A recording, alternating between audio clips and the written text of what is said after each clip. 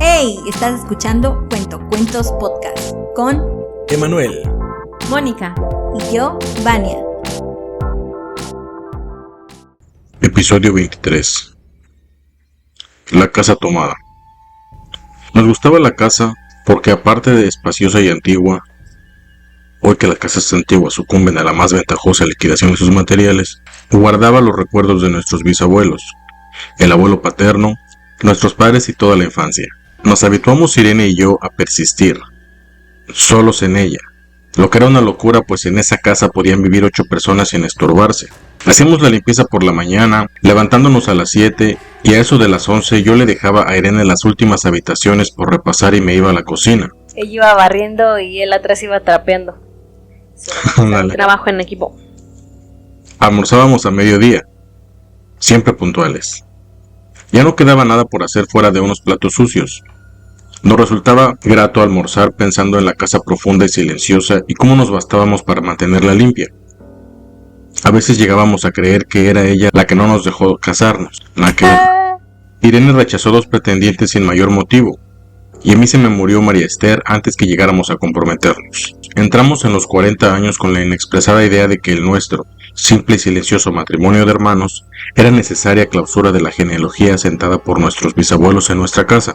Nos moriríamos allí algún día. Vagos y esquivos primos se quedarían con la casa y la echarían al suelo para enriquecerse con el terreno y los ladrillos. O mejor, nosotros mismos la voltearíamos justicieramente antes de que fuese demasiado tarde. Irene era una chica nacida para no molestar a nadie. Parte de su actividad matinal se pasaba el resto del día tejiendo en el sofá de su dormitorio. No sé por qué tejía tanto. Yo creo que las mujeres tejen cuando han encontrado en esa labor el grato pretexto para no hacer nada. Irene no era así. O sea que le estaba diciendo floja. Huevona. Tejía cosas siempre necesarias. Tricotas para el invierno, medias para mí, mañanitas y chalecos para ella. A veces tejía un chaleco y después lo destejía en un momento porque algo no le agradaba. Era gracioso ver en la canastilla el montón de lana encrespada resistiéndose a perder su forma de algunas horas. Los sábados iba yo al centro a comprarle lana. Irene tenía fe en mi gusto. Se complacía con los colores y nunca tuve que devolver madejas. O sea, hacía que le gustaban, se me hace, para no lastimarse por esa agua. Ya, gracias. Yo aprovechaba esas salidas para dar una vuelta por las librerías y preguntar vanamente si había novedades en literatura francesa. Desde 1939 no llegaba nada valioso a la Argentina. Pero es de la casa que me interesa hablar, de la casa y de Irene, porque yo no tengo importancia. Me pregunto qué hubiera hecho Irene sin el tejido. Uno puede releer un libro, pero cuando un pullover está terminado no se puede repetirlo sin escándalo. Un día encontré el cajón de abajo de la cómoda de alcanfor lleno de pañoletas blancas, verdes, lila. Estaban con naftalina, apiladas como en una mercería. No tuve valor de preguntarle a Irene qué pensaba hacer con ellas. No necesitábamos... naftalina? ¿Producto? No. Como para que no se apolillen las cosas, como unas bolitas que ponen para que no hagan animales. Ya. Como las bolitas de que traen las bolsas. Ándale, pero huele a naftalina, o sea, es un olor muy particular. Huele químico, ajá. No necesitábamos ganarnos la vida. Todos los meses llegaba la plata de los campos y el dinero aumentaba. Pero a Irene solamente le entretenía el tejido.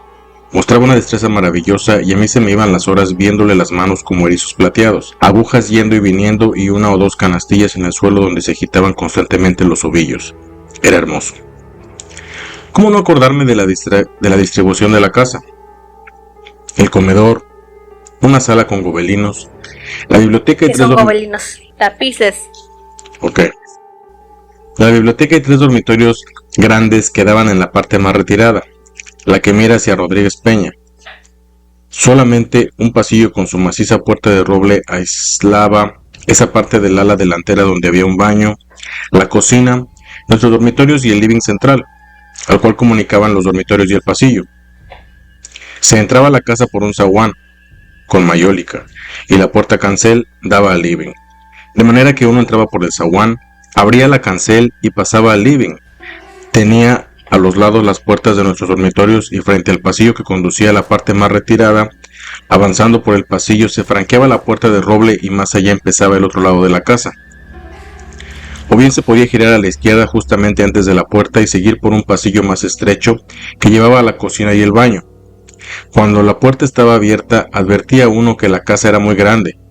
Si no, daba la impresión de un departamento de los que se edifican ahora, apenas para moverse. Irene y yo vivíamos siempre en esa parte de la casa. Casi nunca íbamos más allá de la puerta de roble, salvo para hacer la limpieza, pues es increíble cómo se junta tierra en los muebles.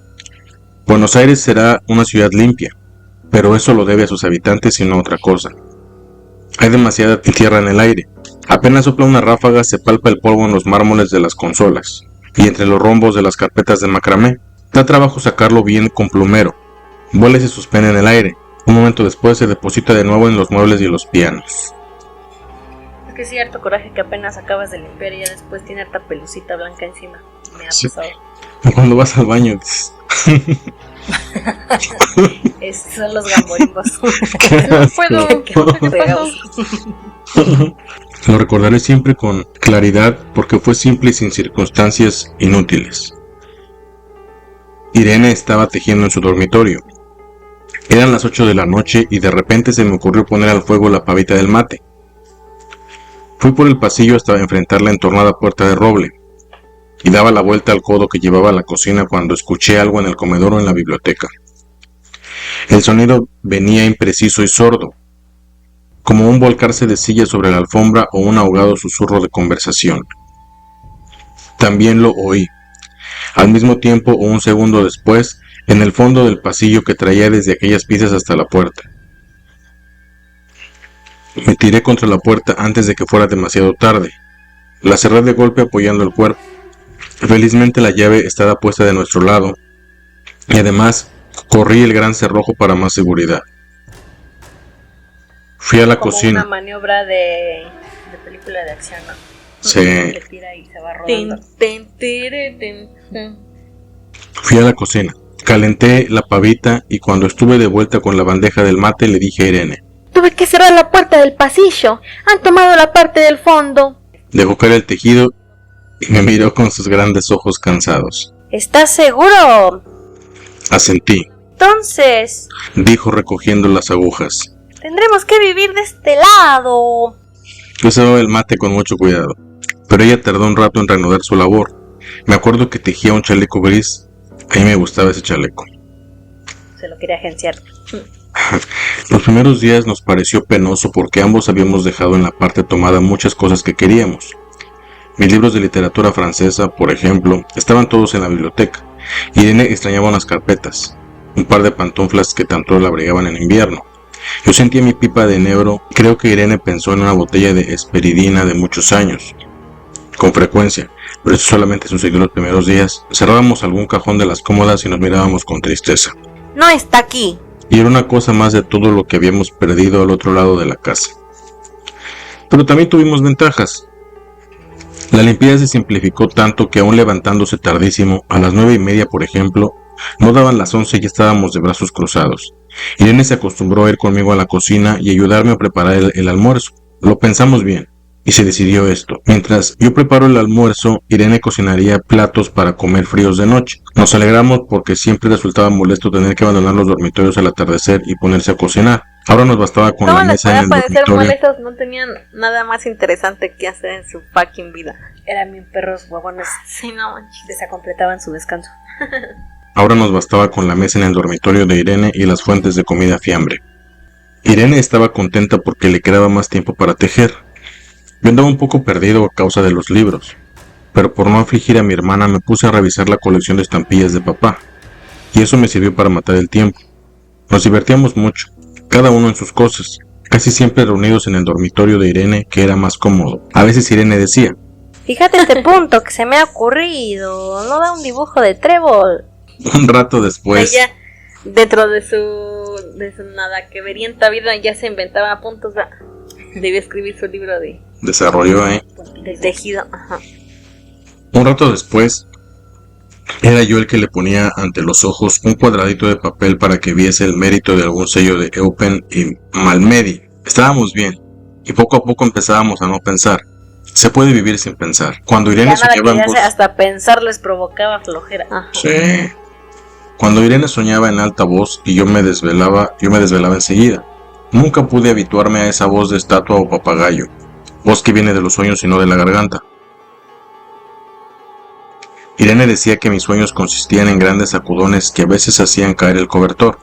Oye, si tenía un ataque de epilepsia y él no le da un trancazo, ¿no? Lo estaba ignorando. Ya, deja dormir. Nuestros dormitorios tenían el living de por medio, pero de noche se escuchaba cualquier cosa en la casa. Nos oíamos respirar, toser, presentíamos el ademán que conduce a la llave del velador, los mutuos y frecuentes insomnios. Aparte de eso, todo estaba callado en la casa. De día eran los rumores domésticos, el roce metálico de las agujas de tejer, un crujido al pasar las hojas del álbum filatélico, la puerta de roble, que creo haberlo dicho, era maciza. En la cocina y el baño, que quedaban tocando la parte tomada, nos poníamos a hablar en voz más alta o Irene cantaba canciones de cuna. Iban al baño y se escuchaba cuando se echaban sus pedotes. Sí, man. Sus pedradas en lámina. En una cocina hay demasiados ruidos de loza y vidrios para que otros sonidos irrumpan en ella. Muy pocas veces permitíamos allí el silencio, pero cuando tornábamos a los dormitorios y al living, entonces la casa se ponía callada y a media luz. Hasta pisábamos más despacio para no molestarnos. Yo creo que era por eso que de noche, cuando Irene empezaba a soñar en alta voz, me desvelaba enseguida. Es casi repetir lo mismo, salvo las consecuencias. De noche siento sed, y antes de acostarnos le dije a Irene que iba hasta la cocina a servirme un vaso de agua. Desde la puerta del dormitorio, ella tejía, oí ruido en la cocina. Tal vez en la cocina o tal vez en el baño porque el codo del pasillo apagaba el sonido. A Irene le llamó la atención mi brusca manera de detenerme, y vino a mi lado sin decir palabra. Nos quedamos escuchando los ruidos, notamos claramente que eran de este lado de la puerta de roble, en la cocina y el baño, o en el pasillo mismo donde empezaba el codo casi al lado nuestro. No nos miramos siquiera. Eran unos masticados, ¿no? Era el abanico. No nos miramos siquiera. Apreté el brazo de Irene y la hice correr conmigo hasta la puerta cancel, sin volvernos hacia atrás. Los ruidos seguían más fuerte, pero siempre sordos a espaldas nuestras. Cerré de un golpe la cancela y nos quedamos en el zaguán. Ahora no se oía nada. Han tomado esta parte, dijo Irene. El tejido le colgaba de las manos y las hebras iban hasta la cancela y se perdían debajo. Cuando vio que los ovillos habían quedado del otro lado, soltó el tejido sin mirarlo. ¿Tuviste tiempo de traer alguna cosa? Le pregunté inútilmente. No, nada. Estábamos con lo opuesto. Me acordé de los 15,000 pesos en el armario de mi dormitorio. Ya era tarde ahora. Como me quedaba el reloj pulsera, vi que eran las 11 de la noche. Rodeé con mi brazo la cintura de Irene. Yo creo que ella estaba llorando. Y salimos hacia la calle. Antes de alejarnos, tuve lástima. Cerré bien la puerta de entrada y tiré la llave a la alcantarilla. No fuese que a algún pobre diablo se le ocurriese robar y se metiera en la casa a esa hora y con la casa tomada. Este texto se llama Casa Tomada. Viene del libro Bestiario de Julio Cortázar de 1951. A menos que se indique lo contrario, este contenido está licenciado bajo CC-BY-NC-SA 4.0. Déjenme contarles, ya que hemos finalizado este texto, algunos datos de Julio Cortázar. ¿Okay? Yes. Julio Cortázar era fan de los dinosaurios. Él coleccionaba libros al respecto. En una carta a Cristina Peri Rossi le escribe: como bien sabes, es imposible definir qué nos pasa a los adictos a los dinosaurios. Acabo de ver un ejemplar en una librería y no pude resistir la tentación de enviártelo. Y también le gustaban las historias sobre el monstruo del lago Ness. También él trabajó embalando libros. Cuando Julio llegó a París, uno de sus primeros trabajos fue armar paquetes de libros para una distribuidora. La tarea, dice en una entrevista, le ocupaba las manos pero no la mente, y confiesa que varios de sus cuentos fueron ideados mientras embalaba libros. Otro dato extra es que él era melómano. Puede que ya estuvieras enterado de esta curiosidad. A Julio le encantaba el jazz. Las referencias a este género abundan en su obra, especialmente en Rayuela. Le gustaban las melas. Era adicto. Perrat condensó todas estas menciones en un disco libro, Jazzuela, que se llama. El jazz en Rayuela, en la novela de Julio Cortázar. Otro dato extra es que le encantaban los vampiros. Sí, tal vez sorprenda un poco al principio, pero a Julio le encantaban las historias de vampiros. No es tan extraño si tenemos en consideración que escribió un cuento titulado El hijo del vampiro y una historieta. Sí, porque Julio escribió un cómic que se llama Fantomas contra los vampiros multinacionales. Está chido, ¿no? Chabelo contra las momias. Casi.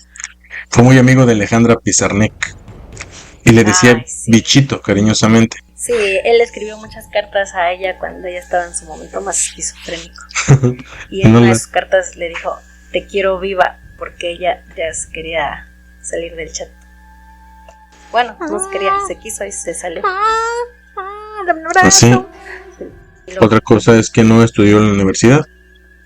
Julio nunca fue a la universidad a estudiar, aunque sí a dar clase en 2 ocasiones. Lo primero fue profesor de literatura en la Universidad de Cuyo, en Mendoza, entre 1944 y 1945, y ofreció un seminario en la Universidad de Berkeley en 1980. Sin embargo, tuvo una amplia formación, estudió en los institutos normales en los que obtuvo el título de maestro y dio los exámenes para diplomarse como traductor público en 1948. En esa época las personas no asistían a un curso, sino que estudiaban por su cuenta y rendían el examen. Le gustaban las novelas rosas. Sí, como lo expresa Cristina Peri Rossi en su libro, a Julio le gustaban las novelitas de amor. Era un romántico. Era aficionado del boxeo. ¿Era qué? Aficionado del boxeo. Era un apasionado del boxeo y hasta llegó a relatar una pelea. Sin embargo, confiesa que se emocionó demasiado, por lo que hablaba muy rápido y no se le entendía nada. Además está decir que no lo volvieron a llamar. Era como la Bani, como yo. Hay ahí un dato un poco perturbador. Escúchenlo bajo su propio riesgo, ¿no? Dice que podría haber muerto como consecuencia de una infección de VIH. Tal vez uno de los planteos más polémicos que Cristina Peri Rossi hace en su libro Julio Cortázar y Cris es el hecho de que ella piensa que la muerte del escritor podría haberse debido a una infección de VIH que no recibió tratamiento. Peri Rossi interpreta que el virus habría ingresado al organismo de Julio por medio de una transfusión de sangre que recibió a causa de una hemorragia estomacal 2 años antes del inicio de su enfermedad. Los médicos no pudieron definir un diagnóstico certero. Algo similar sucedió con su esposa, Carol Dunlop, quien falleció antes que Julio, a pesar de ser 32 años más joven. ¡Ay, le llevaba muchísimo! Él nació el 26 de agosto de 1914 en la Embajada Argentina de la capital belga, producto del turismo y la diplomacia, tal como él mismo lo definía. Fue un escritor precoz. A los 8 años escribió su primera novela y sus primeros poemas manuscritos que fueron guardados celosamente por su madre. ¡Qué chido! ¡A los 8 años! Uh-huh. What the fuck, era un erudito. Un cerdito. Genio. Amaba los juegos y todo lo relacionado con lo lúdico. Se dice también que a veces jugaba con sus versos para construir poemas. Era un genio como Malcolm. Por eso está Rayuela. Era muy alto. Cortázar llamaba la atención por su altura, que alcanzaba el 1,93. Un gigante. Tenía acento. Altísimo. Debido a su lugar de nacimiento y sus múltiples años de residencia en países francofónicos, siempre tuvo problemas para pronunciar la R española. Habla como las 8. Ándale. Sí. El libro de Rayuela iba a llamarse Mandala, evocando el símbolo de armonía y esencia de la cultura hindú, pero al final le pareció un poco mamador y mejor le puso Rayuela. Le puso la rayuela ahí encima. En 1954 fue traductor y revisor de la conferencia general que la organización UNESCO celebró en la ciudad de Montevideo. La última, que era alérgico al ajo. Quizás su fijación con las historias de vampiros tenga que ver con la gran alergia que sufría al ajo, uno de los protectores más tradicionales contra las míticas criaturas. Estos datos los obtuve de la página web de univision.com y de universia.net. Gracias. Ese fue el texto y un poquito de contexto de unos datos más bien del señor Julio Cortázar. Pues yo opino que está bien chido ese cuento porque está lleno de incertidumbre como la que tienen los personajes. Digo, ya desde que empieza la narración nos empieza a dibujar unos personajes pues que están fuera de lo convencional, entre comillas, ¿no? Que son ya personas de 40 años. Son cotorritos. Que ya no, ¿son qué? Cotorritos. Sí, que ya tuvieron vidas amorosas fallidas y ya se asumen como que ya no van a tener oportunidad en esos menesteres, y que incluso llama una especie de matrimonio a su ¿cómo se llama? Su concubinato. Ajá, sí, a su forma de vida. Su humi. Y lo que yo he pensado es que tenían como miedo a la vida, a salir, no sé, como que se encerraron, se ensimismaron después de sus fracasos y ya no se quisieron salir. Pero lo de Casa Tomada a mí se me hace como algo muy simbólico de sus deseos reprimidos de querer salir de esa situación. Como que se fueron, sí, como que los fue empujando, oye, ya salte, sal a tu A realidad, materializarlo sal a tu como vida. un ente. No, era un poltergeist, no es cierto. O sea, pues sí, fue como esa manera de encontrar un pretexto para salir a la vida. Y de hecho también de que haya sido de noche, a medianoche, y que tirara las llaves, algo tan determinante como, oye, ¿cómo vas a tirar las llaves de tu casa a la alcantarilla? ¿Cómo vas a dejar tu dinero ahí? Todo lo que hacías. Y luego que describían también la rutina, o sea, ya estaban tan ensimismados que ya la rutina era su vida, no era parte de su vida, sino que ya era su vida, era su forma de vivir. Y el hecho de perderla y irse adaptando a cosas nuevas, pues también los iba como atrofiando.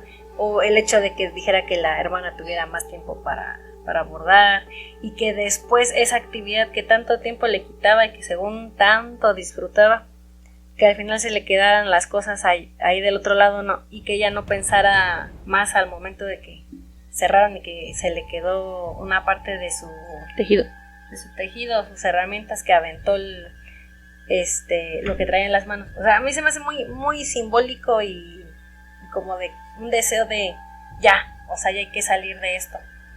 Ese es mi pensar.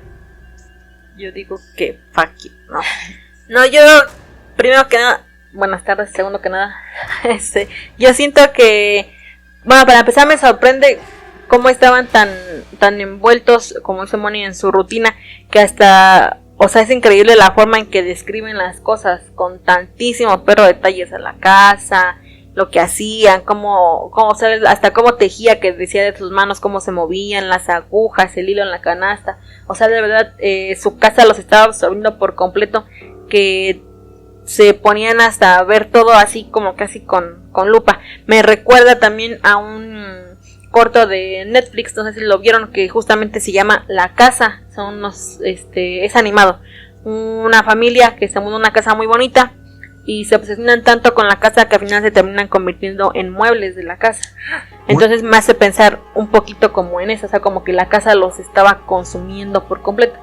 Pero luego de esta parte de la casa tomada también me hace teorizar otra cosa. No sé por qué, pero siento que a lo mejor si lo vemos de un poquito de lo sobrenatural, paranormal, que a lo mejor eran como fantasmas atrapados dentro de su misma casa. Atrapada. Y como ya no pueden salir, ya los consumía todo, o sea, como que me recuerda también a la película de Los Otros, en donde los protagonistas se supone que ven fantasmas y resultan que ellos son los fantasmas. Spoiler, antes que nada, spoiler.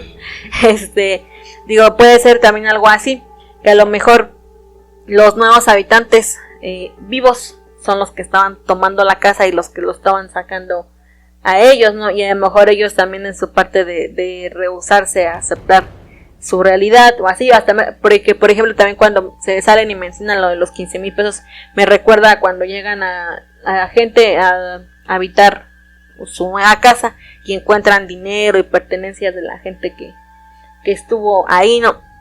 Entonces como que también me gusta teorizarlo de esa forma.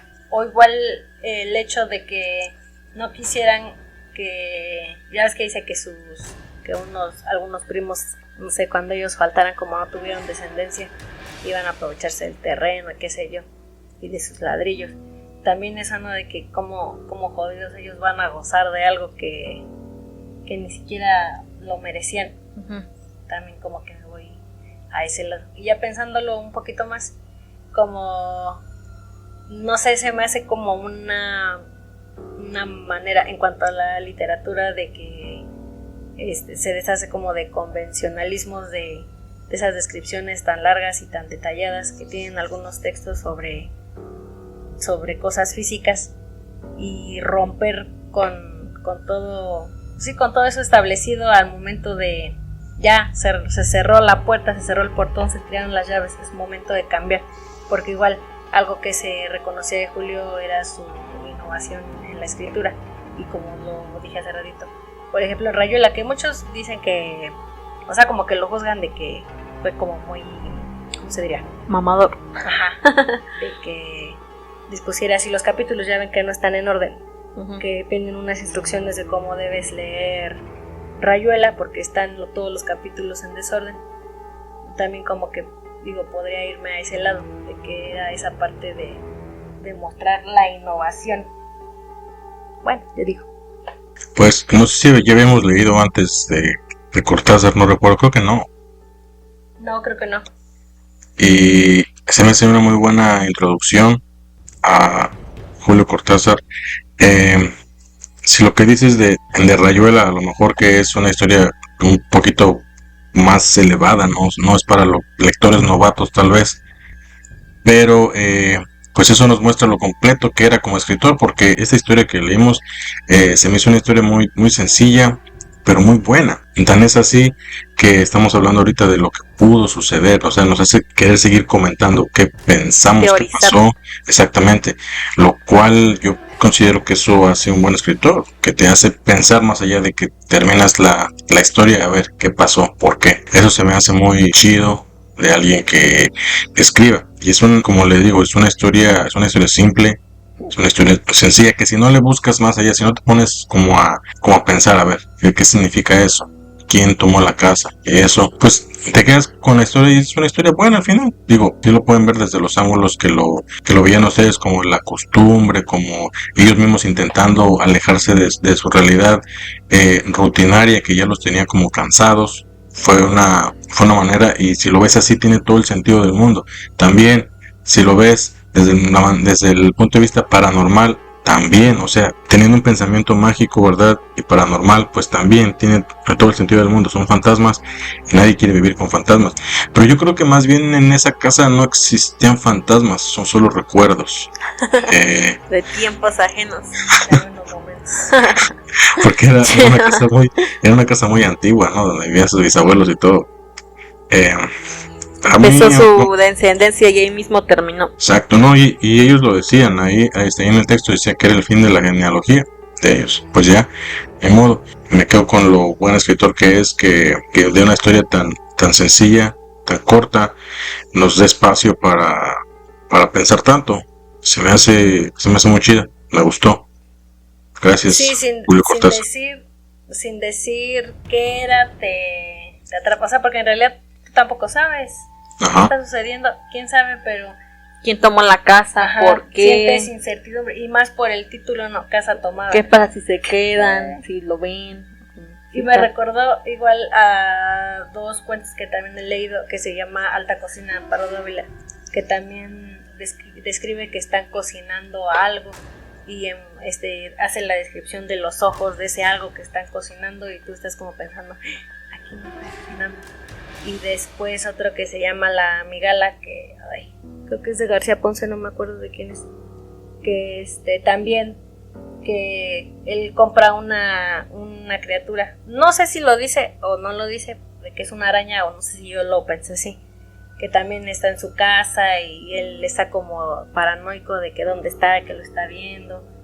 Ese tipo de lecturas a mí me gustan mucho. Te tienen que empezar y te abren como así muchas posibilidades de que lo que pudo ser. Ajá, de lo que puede ser. Like. Qué chido, suena muy bien. Y te publico. Like para parte 2. A ver si luego traes uno de esos. Yes. Gracias por escucharnos en un episodio más. Recuerden que nos pueden seguir en todas nuestras redes sociales como @cuentocuentospodcast. A mí me puedes encontrar como @witchbango. A mí como Mónica Yojo. Soy un Cylon. Y también recuerden que nos pueden enviar ya sea cuentos de su invención o algunos que les gustaría que leyéramos a nuestro correo cuentocuentospodcast@gmail.com. Gracias, nos vemos en la próxima. Bye. Bye. Bye.